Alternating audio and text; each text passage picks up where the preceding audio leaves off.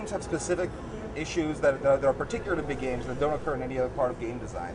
A lot of that has to do with the fact that in big games, your content, in other games, you have artists that draw the pictures and make the content for the game. In big games, the content is out there. It's the city that you're playing in. And so a lot of that is already given to you. You just have to figure out ways to make that work well. Find ways to really take advantage of the space that you're in. If you have large, wide open squares, find something to do with the wide open squares. If there's winding little city streets, find a way to sort of bring that into the game. And so that's one of the challenges of big games that's particular to it. And so the process of making big games is really about, like, how do I get information out to players? How do all these players that are spread out throughout the city know what everybody else is up to, or have some sense that they're having a shared experience?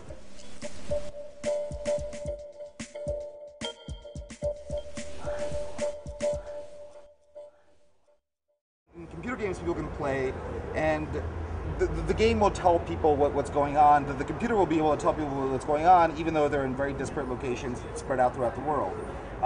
With city games, people haven't had the opportunity to do that until very recently, with cell phones and the advent of these kinds of social technologies like that. Now we have the tools as game designers to be able to make games that are spread out throughout the city and let everybody know what's going on. Cell phones and PDAs and computers with Wi-Fi in them have become so pervasive and so common, is that a whole branch of game design is evolving out of the kinds of gameplay that permits, that allows.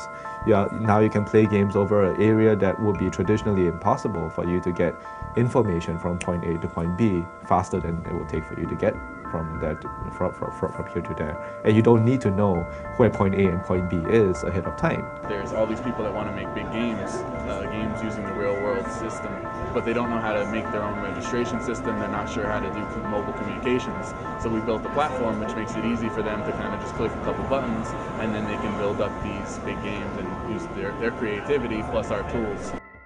Games are very, very deeply a collaborative art form. They require lots of people. There's very few designers who would have the arrogance to tell you that it's all that. It requires multiple people.